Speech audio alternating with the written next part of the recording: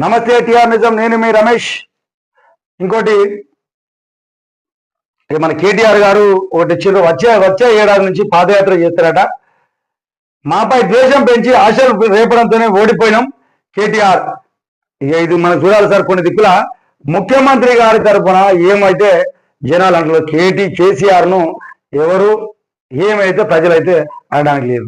కాకపోతే దుష్ప్రచారం చేయడం అనేది మాత్రం కొద్దిమంది ఎమ్మెల్యేలు కబ్జాలకు గురైనరు అని చెప్పేసి కబ్జాలు ఎక్కడెక్కడ భూములని కబ్జాలు చేస్తాను, అసలు వేరే పార్టీలను పట్టించుకుంటారు, ఆడిందే ఆడ పాడిందే పాట అని చెప్పేసి అప్పుడు జనాలు అనుకుని ఆ ఎమ్మెల్యేని తిరస్కరించడం వల్ల ఆ ఓడిపోయి కేసీఆర్ని ఓడగొట్టలేదే, కేటీఆర్ని ఓడగొట్టలేదే, ప్రజలు హరీష్ రావుని ఓడగొట్టలేదే. దుష్ప్రచారం జరిగింది అక్కడ ఉన్నటువంటి ఎమ్మెల్యేల వల్ల జరిగింది. కాబట్టి ఆ విధంగా ప్రభుత్వం ఓడిపోయింది. మీరున్నటువంటి ఎమ్మెల్యేలు అక్కడ ఖచ్చితంగా ప్రజల పక్షాన్ని పోరాటాలు చేస్తే బాగుండేది. కానీ అక్కడ ఉన్నటువంటి వాళ్ళు అక్కడ యొక్క ముఖ్యమంత్రి యొక్క దగ్గరికి ఉండి ఆయన దృష్టిలో ఏ విధంగా ప్రజలను ఆకర్షించడానికి ప్రయత్నం చేశారు తప్ప ప్రజల సమస్యలను తీర్చలేదని చెప్పేసి ప్రజలు తిరస్కరించారు. ఏదో కాంగ్రెస్ పార్టీ దుష్ప్రచారం చేసిందనో ఏ నాయకుడు అయితే బాగుంటుందని చెప్పేసి అక్కడ ఏ ఎమ్మెల్యే అయితే మా పదవులు ఉంటాయని చెప్పేసి అక్కడ ఉన్నటువంటి ప్రజలు ఆలోచన చేసి ఆ ఎమ్మెల్యేలు మార్చిండ్రు, ఆ ఎమ్మెల్యేల విధానాలను మార్చిండ్రు. కానీ ఇక్కడ దుష్ప్రచారం జరగలేదు. కొన్ని దిక్కులలో ఐఏఎస్లను కూడా ఇబ్బందులు పెట్టిన సందర్భాలు కొద్దిమంది ఎమ్మెల్యేలు ఉన్నారు అని చెప్పేసి ఉండే. ఇంతకుముందు ఒక ఎమ్మెల్యే వదిలిపెడితే ఒక కలెక్టర్ దగ్గర పోతే న్యాయం జరుగుతుంది అనేది ఉండే. కానీ ఆ వ్యవస్థ మొత్తం వాళ్ళ ఇళ్లనే పెట్టుకున్నారు. ఆ ప్రజల యొక్క ఆఫీసర్లు అందరూ ఇళ్లకి పిలుచుకోవడానికి ఎక్కువ మొత్తంలో ఉన్నారు. ఆ ఆఫీసర్లు అంతా ఎక్కడ ఎమ్మెల్యే పిలుతాను, ఎమ్మెల్యే ఇంటికి పోతానని సందర్భాలను క్రియేట్ చేసిండ్రు. కాబట్టి ఆ విధంగా ప్రజలకు విరక్తి పుట్టి తిరస్కరించడం జరిగింది. కాబట్టి ఎవరు దుష్ప్రచారం చేస్తే జరగలేదనే విషయాన్ని ఏ ఎమ్మెల్యే అయితే తప్పు చేస్తాడో ఆ ఎమ్మెల్యేని తిరస్కరిస్తాడు. కాబట్టి మీ పాలన దృష్టి అంతా ఎమ్మెల్యేల పైన పెట్టండి. ఏ నాయకుడైనా కాంగ్రెస్ పార్టీ కానీ, బీజేపీ కానీ, బీఆర్ఎస్ కానీ ఏదైనా కూడా పార్టీలను పక్కన పెట్టి అక్కడ లోకల్ ఎమ్మెల్యే ఏ విధంగా పనిచేస్తున్నాడు, ఆ ఎమ్మెల్యే కూడా అక్కడ లోకల్లో ఉన్నటువంటి లీడర్స్ ఏ విధంగా పనిచేస్తున్నారు చూడాలి. ఊళ్ళల్లో కొద్దిమంది టీఆర్ఎస్ అందరిలోనూ కొద్దిమంది టీఆర్ఎస్ నాయకులు, ఆ క్షేత్రస్థాయిలో ఉన్నట్టు కొద్దిమంది నాయకులు మేము ఆడిందే ఆడ పాడిందే పాటగా వేరే వాళ్ళని పట్టించుకోలే. ఆ విషయంలోనే టీఆర్ఎస్ పార్టీ ఓడిపోయిందని చెప్పేసి చాలా మంది జనాలు అనుకుంటున్నారు. కానీ కేసీఆర్ వల్ల కరెంటు మంచుకు వచ్చింది, కేసీఆర్ వల్ల పెన్షన్ పెరిగింది, కేసీఆర్ వల్ల కళ్యాణ లక్ష్మి వచ్చింది, అన్ని వచ్చినాయి. కానీ మీరు ఇచ్చినటువంటి ఎమ్మెల్యేల వల్ల మాత్రమే అక్కడ నష్టం జరిగింది. ఇంకోటి, మీరు చేసినటువంటి వ్యవస్థలో మీ కుటుంబాన్ని చూసుకున్నారు, మీ కుటుంబానికి పదవులు ఇచ్చుకున్నారు. అసలు ఈ రోజు చూడండి, ఆయన మీ పెద్దమ్మ కొడుకు ఆయన ఉన్నాడు, ఆయన వల్ల ఏ సమాజానికి ఏమైనా ఉపయోగం జరిగిందా? ఆయనకి ఇచ్చిండు. కానీ ఉద్యమాలు చేసి పోరాటాలు చేసిన వాళ్ళని విస్మరించి ఆయనకి ఎమ్మెల్సీ ఇచ్చేసి రాజ్యసభకు పంపించిండు. కానీ మీ కవితక్క ఓడిపోతే ఆమెకు ఎమ్మటే ఎమ్మెల్సీ ఇచ్చిండ్రు. అంటే ఫస్ట్ మీకే చూసుకున్నారని చెప్పేసి జనాలు వ్యతిరేకత చెంది అట్లా మాట్లాడేది తప్ప ఏం జరిగింది దుష్ప్రచారం వల్ల జరగలేదు. రైతు బంధు డబ్బులు ఢిల్లీకి పోతున్నాయి. కేంద్రంలో మోదీ, రాష్ట్రంలో రేవంత్ ఇద్దరు ఒకటే. రాష్ట్రంలోని మళ్ళీ అధికారంలోకి వస్తారని కామెంట్.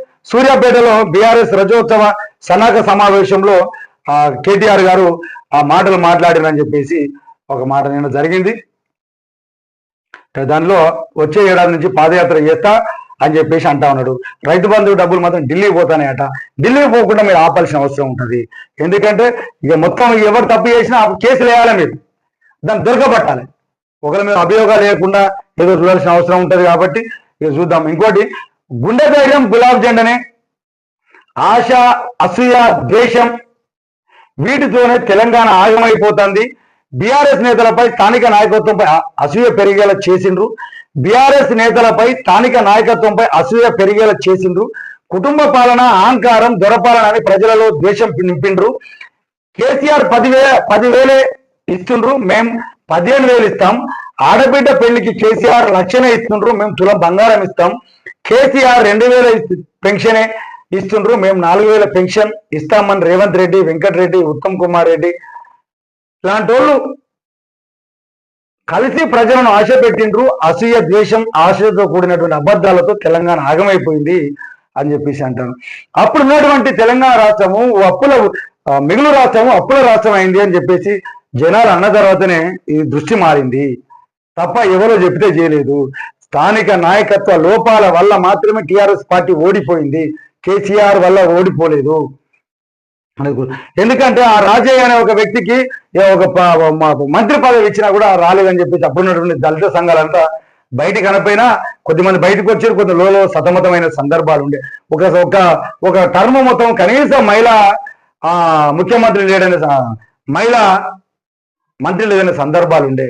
కానీ చూద్దాం, కేసీఆర్ మాత్రం నీళ్ళు ఇచ్చిండు, మంచి కరెంట్ ఇచ్చిండు. కరెంట్ ఎప్పుడో వస్తే ఎప్పుడో పోతే సందర్భాలు ఉండే.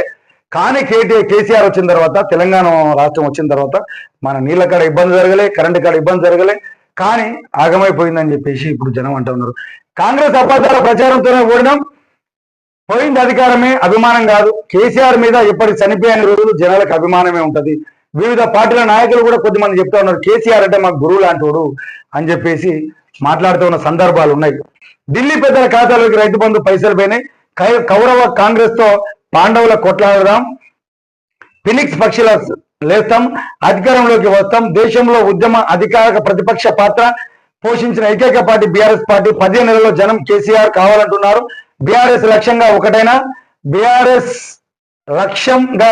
ఒకటైనా కాంగ్రెస్ బీజేపీ సీఎం రేవంత్ రాజకీయ స్మిగ్గి కేటీఆర్ ధ్వజమెత్తిందని చెప్పేసి ఆ వార్త వచ్చింది. సూర్యాపేటలో భారీ బహిరంగ సభ జరిగింది, రోడ్ షో జరిగింది. ఆ రోడ్ షోకి సంబంధించినటువంటి ఈ వార్త మన కంటికి కనపడతా ఉన్నది. పాపం ఇప్పటికైనా కూడా టిఆర్ఎస్ పార్టీ ప్రజల పక్షాన పోరాడాలి, ప్రజల కోసమే పోరాడాలి, ప్రజల హక్కుల కోసమే మీరు ప్రతిరోజు మాట్లాడే సందర్భాలు ఉండాలి సార్. ఇంతకుముందు ఆగమాగమైంది సార్. ఇప్పుడైతే మాత్రం ఇప్పటికైనా కూడా మన తెలంగాణకు మంచి చేద్దామని చెప్పేసి అంటారు కాబట్టి ప్రజలకు కావాల్సిందని ప్రతిరోజు మీరు నినాదించాల్సిన అవసరం ఉంటుందని చెప్పేసి టీఆర్ నిజం నుంచి మేము కోరుకుంటున్నాం. రామన్న సేఫ్ తెలంగాణ ఎక్కి ఏడ్చిన మాజీ సర్పంచ్ రాదా అని చెప్పేసి ఒక వార్త ఇచ్చిండు. అది ఒకసారి చూసుకున్నాం. ఎందుకంటే రామన్న నువ్వు రావాలే, నువ్వు వస్తేనే అది మంచి జరుగుతుంది అని చెప్పేసి ఆమె ఎక్కి ఏడ్చిందని చెప్పేసి ఒక వార్త ఇచ్చిండ్రు. ఆ వార్తను ఒకసారి చూసుకున్నాం. ఎందుకంటే అప్పుడు నువ్వు ఉన్నప్పుడు నీళ్లు లేకుంటుండే, నీళ్లుండే, మీరు పోయిన తర్వాత నీళ్లు లేవు. ఆ కళ్యాణ లక్ష్మి పెంచుతా అన్నాడు, అది కూడా పెంచలేదు. ఇంకోటి వేళ అందరు పెన్షన్ పెంచలేదు, మీరు కంపల్సరీ రావాలన్నా అని చెప్పేసి కోరుకుంటున్నారు. మళ్ళా జనాలు కూడా యుద్ధం చేయకముందుకే కాంగ్రెస్ ప్రభుత్వం వాళ్ళకి ఇచ్చేటువంటి హామీలను నెరవేర్చాలని చెప్పేసి టీఆర్ నిజం నుంచి కోరుకుంటున్నాం.